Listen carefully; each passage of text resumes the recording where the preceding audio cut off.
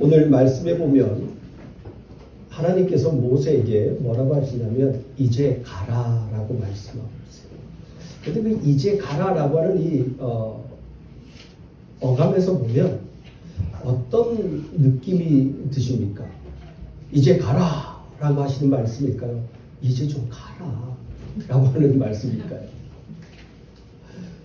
왜 제가 지금 이 말씀을 드리냐면 모세가 하나님의 놀라운 능력을 경험합니다. 그리고 하나님께서 불꽃 가운데서 그를 만나 주셨어요. 그리고 신을 벗으라 해서 벗었고 종의 모습으로 하나님의 말씀을 듣습니다. 그럼 종이면 주인이 이야기하면 가면 되잖아요. 근데 뭐라 그래요? 난 못 간다라고 이야기해요. 하나님께서 뭐라고 하냐면 너 손에 든 거 뭐냐? 라고 하시니까 아 지팡이입니다. 그 지팡이 한번 던져봐라. 던졌어요. 뭐가 됐죠? 뱀이 됐어요. 뱀이 돼서 다시 지팡이를 잡으라니까 꼬리를 잡았더니만 다시 지팡이가 됐어요. 그리고 하나님께 다시 또 말씀하셔요. 너 손을 품에 넣었다 빼봐라. 넣었다 빼보니까 손이 뭐예요? 한세풀 나병이. 다시 집어넣었다 빼라. 깨끗하게 됐어요. 그러고 난 다음에 하나님께서 너 이제 만약 사람들이 이것도 믿지 않으면 그곳에 가서 애굽에 가서 나일강의 물을 하나 퍼서 뿌려라. 그러면 그것이 다 피가 될 거다. 이렇게 말씀을 하셨어요. 그러면서 이제 가라라고 합니다. 그랬더니 뭐예요? 우리 오늘 읽었던 말씀 보니까 10절에 뭐라고 그래요? 모세가 여호와께 아뢰되 오 주여 나는 본래 말을 잘하지 못하는 자니이다. 주께서 주의 종에게 명령하신 후에도 역시 그러하니 나는 입이 뻣뻣하고 혀가 둔한 자입니다. 하나님이 아무리 명령해도 나는 뭐예요? 아직도 나는 입이 뻣뻣하고 둔한 자니까 보낼 만한 자를 보내라는 거예요. 나는 못 간다는 거예요. 왜 지금이냐는 거예요. 쉽게 말하면. 아니 귀양 보내줄 거면 88할 때면 나이 요즘 88세라고 하는데 88할 때 한 40살 때 내가 가려고 했을 때 이스라엘 민족을 정말 구원해 내려고 하는 그 열정과 뜨거운 마음이 있을 때 그때 좀 이제 가라고 말씀하시지. 아니 지금 나이 80이 되었는데 이제 말씀하셔가지고 이제 좀 가라. 내가 너를 통하여서 이스라엘 백성들을 구원하겠다고 하시니 하나님 이제 나는 아닙니다. 그러니까 다른 사람 보내세요. 보낼 만한 사람 좀 보내세요. 나보다 젊고 힘있는 사람 많잖아요. 능력 있는 사람 많잖아요. 그런 사람 보내요. 왜 하필 납니까? 난 가진 것도 없어요. 보세요. 지팡이 하나 딸랑 가지고 있는데 왜 지금 이제서야 나를 보내려고 하십니까? 라고 지금 하나님한테 말씀을 드리는 거예요. 그러니까 종으로서의 모습이 아니라 뭐예요? 땡깡 부리는 거죠. 난 못 가겠다. 난 종이 아니라고 지금 버티는 거예요.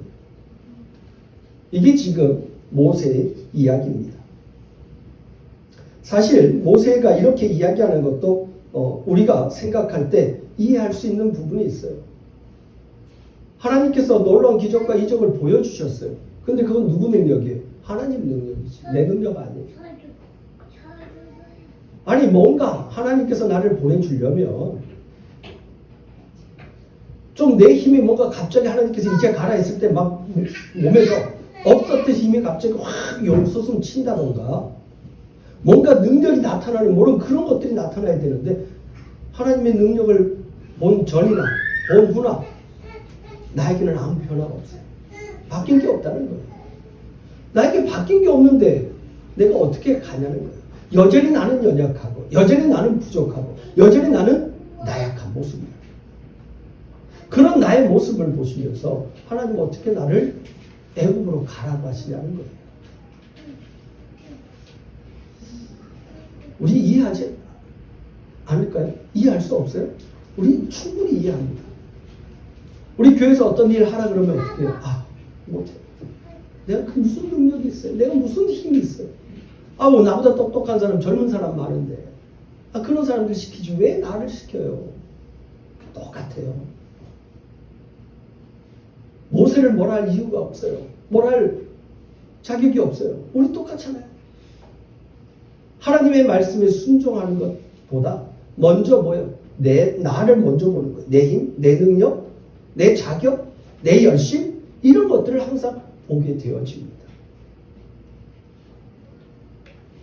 하나님 앞에서 우리는 과연 떳떳하게 나는 언제든지 주님이 말씀하시면 나는 순종하며 가겠습니다라고 하는 그런 온전한 모습, 온전한 순종하는 자의 모습이 있는가 한번 우리 돌아보아야 합니다. 근데 사실 모세기는요, 애굽으로 내려가고 싶지 않은 마음이 숨은 한 가지 마음이 또 있습니다. 그것이 뭐냐면 바로 애굽에서 사람을 죽였다는 거예요. 그리고 애굽 입장에서는 모세는 배신자이고 살인자예요. 그러니까 내려가면 어떻게 해요? 자기 생명이 어떻게 될지 모르는 거예요. 보장받지 못한 거예요. 하나님이 아무리 지켜준다고 하고 뭐 기적과 이적을 보여줘도 자기하고는 별 상관이 없는 이야기. 그러니까 뭐예요? 못 간다. 숨은 마음속에는 이것이 어찌 보면 더 많을 수 있습니다. 어떤 사람은 입이 뻣뻣하고 둔하다고 하니까 히브리 사람이니까 애굽에 가면 애굽 말을 해야 되는데 이 사람이 잘 말을 못하는가 보다 생각하면 그게 무슨 말이에요? 40년 동안 애굽에서 왕자의 자리에서 훈련을 받고 교육을 받은 사람이 무슨 애굽의 애굽 언어를 사용하지 못한다는 거예요. 그건 말이 안 돼요. 결국 핑계라는 거예요. 하나님의 일에 온전하게 순종하지 않으려고 하는 핑계에 불과하다는 겁니다. 그래서 하나님께서 뭐라고 하십니까? 또 버티고 있으니까 뭐라고 하냐면 너 손에 든 게 뭐냐? 지팡이입니다. 그럼 그거 가지고 가라고 말씀하세요. 근데 그 지팡이가 어떤 지팡이예요? 성경에 지팡이가 계속해서 기록을 나오고 있어요. 모세가 들고 있는 이 지팡이는요, 하나님의 능력을 상징합니다. 이 하나님의 놀라운 능력을 상징하는데 모든 기적과 이적을 나타낼 때마다 이 지팡이가 항상 나타나는 것을 보게 되죠. 홍해를 가를 때도 어떻게 해요? 이 지팡이가. 반석에 물을 낼 때도 이 지팡이가 사용되죠. 하나님의 능력을 나타내는 것이죠. 구원의 능력, 생명의 능력, 이 모든 능력, 하나님이 함께 하신다고 하는 능력들을 나타내는 것이 이 지팡이예요. 창세기에서 지팡이가 또 나오죠.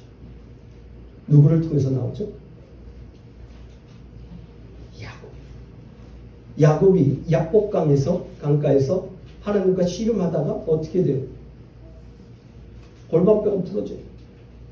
그리고는 지팡이를 의지하여서 걸어갑니다. 그런데 이 야곱이 마지막 침상에서 죽을 때 하나님 앞에 경배할 때 지팡이에 의지하여서 하나님께 경배하는 모습을 기록을 하고 있습니다. 한평생 그 지팡이는 뭐예요? 이제는 내 힘과 내 능력으로 살아왔는데 이제는 내 능력과 내 힘이 아닌 하나님만을 의지하며 살아가는 바로 그 표징이 바로 그 지팡이였습니다. 그러니까 오늘 이 모세에게 주어진 이 지팡이 역시 뭐예요? 너 힘으로 가는 것 아니야. 너의 능력으로 가는 것 아니야. 내가 너로 가라고 했을 때는 너의 힘과 너의 능력으로 내가 가라고 하는 것이 아니라 내가 너와 함께하고 나의 능력이 너와 함께함으로 인하여서 너는 그냥 순종하며 가기만 하면 돼 라고 하는 그러한 말씀입니다. 하나님께서 가라고 하시면 가면 되는 거예요. 그죠? 가라고 하면 가면 되는 거예요. 자꾸 안 된다고 이야기해요. 왜 그럴까요? 우리 인간은 항상 하나님을 의지하기보다는 내 힘과 내 능력을 의지하려고 하는 속성이 있습니다. 언제부터요? 아담과 하와가 선악과를 따먹은 후에 하나님과 같이 되었어요. 그 하나님과 같이 되었다는 것은 축복이 아니라 저주였어요. 어떻게? 자기 힘과 자기의 능력으로 살아가려고 하는 그 모습이 있었다는 겁니다. 왜요? 이전에는 철저하게 하나님만을 의지하는 자가 되었어요. 하나님만을 의지해서 하나님께서 공급해 주시는 그 힘을 가지고 살아갔던 존재가 아담과 하와였어요. 그런데 선악과를 따먹은 후에 뭐예요? 하나님과 같이 되려고 하는 거예요. 바로 그 모습 속에서 뭐예요? 내 힘과 내 능력을 의지하며 살아갈 수밖에 없는 존재가 되었어요. 그래서 이전에는 하나님의 능력과 하나님의 힘을 의지하면서 보호하심 속에서 살아가서 전혀 두려움 없이 염려 없이 살아갔던 존재가 선악과를 따먹은 후에는 어떻게 해요? 육체가 되어졌어요. 이제는 하나님의 영이 그를 떠나가 버립니다. 그러니까 그에게 뭐가 나타나요? 두려움이 임하게 되어집니다. 그래서 선악과를 따먹은 직후에 그가 하나님을 두려워서 나무 그늘에 숨게 되어집니다. 두려움이라고 하는 것이 없었어요. 그런데 그때 비로소 두려움이라고 하는 것이 그들에게 찾아옵니다. 하나님이 떠나가자 두려움이 그들을 엄습하게 된 겁니다. 그래서 그들은 뭐예요? 끊임없이 자기의 죄를 감추기 위해서 옷을 입습니다. 자기의 힘을, 자기의 능력을 키워가기 위해서 다른 이들과 경쟁 관계에 두게 되어집니다. 내가 저들에게서 보호함을 받기 위해서, 안전하기 위해서는 저들보다 힘이 더 많아야 돼요. 그러니까 어떻게 해요? 저가 가지고 있는 힘을 뺏어야 돼요. 그래야 내가 좀 안심이 되어져요. 저들보다 내가 더 힘을 가지고 있어야지만이 비로소 안정감을 갖게 되어져요. 결국 뭐예요? 내 힘에 의지합니다. 하나님을 의지하지를 못해요. 아니, 하나님을 의지하는 법을 잃어버렸어요. 그래서 이 모세가 오늘도 동일하게 하나님께서 내가 너와 함께한다. 내가 너와 함께하고 내가 너의 능력이 되어주고 힘이 되어주겠다고 약속하지만 불안합니다. 왜? 나는 여전히 나의 모습이. 여러분, 무협지에 보니까 무협지를 보면 한 사람이 열심히 훈련하고 연습하고 뭐 하다 보니까 환골탈태라고 하는 게 있어요. 완전히 바뀌어지는 거예요, 몸이. 그래가지고 이전에 갖지 못했던 힘이 있고 막 자기 이 육신이 막 변하는 거예요. 뼈가 새롭게 바뀌어지고 육체가 새롭게 바뀌어지고. 그래서 나이 들었던 사람이 젊은 사람으로 막 바뀌어요. 모세는 아마 이런 걸 기대했던가 봐요. 하나님께서 이제 가라라고 했을 때 그 능력이 막 나에게 와서 막 뭔가 막 내 안에서 막 용수숨치는 무언가가 있어야 되고 다른 사람이 갖지 못했던 뭔 힘이 있어야 되고 능력이 나타나는 이것을 기대했는데 여전히 하나님의 놀라운 능력을 경배했지만 나는 나예요. 그 모습 속에서 하나님 앞에 나는 못 간다고 하는 거예요. 하나님께서는요, 우리의 능력 보시고 우리를 부르시는 것이 아니에요. 우리의 힘을 통하여서 하나님은 우리를 사용하시고자 하시는 분이 아니라는 겁니다.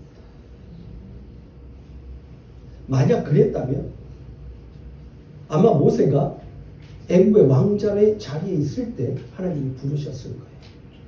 그런데 어떻게 해요? 모세가 이제는 처갓집에서 양을 치는 그와 같은 모습으로 살아갈 때 하나님이 부르심으로 인해서 뭘 깨닫게 하십니까? 너가 가진 능력을 통해서 내가 일하지 않아. 너가 가진 힘을 가지고 내가 너를 택하고 부른 것 아니야. 너가 똑똑해서 아니야. 너가 잘나서 아니야. 하나님의 택하심은 하나님의 긍휼과 은혜 속에서 이루어지는 거예요. 아멘. 오늘 우리를 부르시는 그 부름의 모습들을 한번 보시기 바랍니다. 나를 언제 불렀어? 내가 잘났을 때, 내가 똑똑했을 때, 내가 세상에서 가장 최고의 자리에 임했을 때, 올라갔을 때가 아니에요. 하나님께서 부르시는 그 부름받은 자들의 삶의 모습을 보면 다 한결같이 어때요? 연약한 모습, 나약한 모습. 세상에서 실패자의 모습으로 있을 때 부르셨다는 거예요. 왜? 하나님이 그렇게 부르시지 않으면 인간의 그 교만함이 꺾이지 않다는 것을 알고 계시기 때문에 오늘 하나님은 우리의 힘을 가지고 일하시는 분 아니에요. 우리가 힘을 가져봤자 얼마큼 가지고 있어. 우리가 돈을 가져봤자 얼마큼 가지고 있어. 하나님이 보시기는 우스운 거예요. 이 세상의 모든 것이 하나님 것이라고 말씀하신 하나님 앞에서 내가 가지고 있는 알량한 몇 가지 몇 푼 가지고 하나님 내가 요 정도 가지고 있어요. 내가 그래도 이 동네에서는 내가 그래도 한가닥 합니다. 내가 이 나라에서는 그래도 내가 고개 뻣뻣하게 들고 돌아다닙니다. 하나님 보시기에 얼마나 웃으시겠어요. 비웃으신다고 말씀하고 있어요. 오늘 하나님께서 우리를 부르신 것은 우리의 능력을 자랑하라고 자기가 가지고 있는 힘을 자랑하라고 부르신 것이 아닙니다. 철저하게 내가 연약하고 나약했을 때 나를 찾아와 주시고 나를 부르시고 나를 하나님의 일꾼으로 세워주신 그 은혜를 나타내고 살아가라고 우리를 부르신다는 것입니다. 아멘. 오늘 우리의 삶의 현장으로 하나님께서 이제 가라고 말씀하고 있어요. 그런데 우리는 이 삶의 현장으로 가는 그 과정 속에서도 뭘 구해요? 힘을 구해요. 능력을 구해요. 하나님 내 힘, 능력 주세요. 그래서 내가 가는 그 삶의 현장 속에서 하나님이 살아계심을 나를 통해서 좀 나타내게 해주세요. 그걸 뭐를 통해서 나타내길 원해요? 자꾸만 자기 힘, 자기 힘. 나에게 주는 하나님의 힘. 하나님 그거 날 좀 주셔서 내가 그 힘을 나타내게 해주세요. 그건 뭐예요? 결국 나를 드러내고 싶다는 욕망이에요. 욕심이. 하나님 아니라고 말씀하고 있습니다. 너가 필요하면 내가 필요한 건 너 알아. 내가 얼마든지 주지. 너는 그냥 내가 가라고 할 때 가면 되는 거야. 멈추라고 하면 멈추면 되는 거야.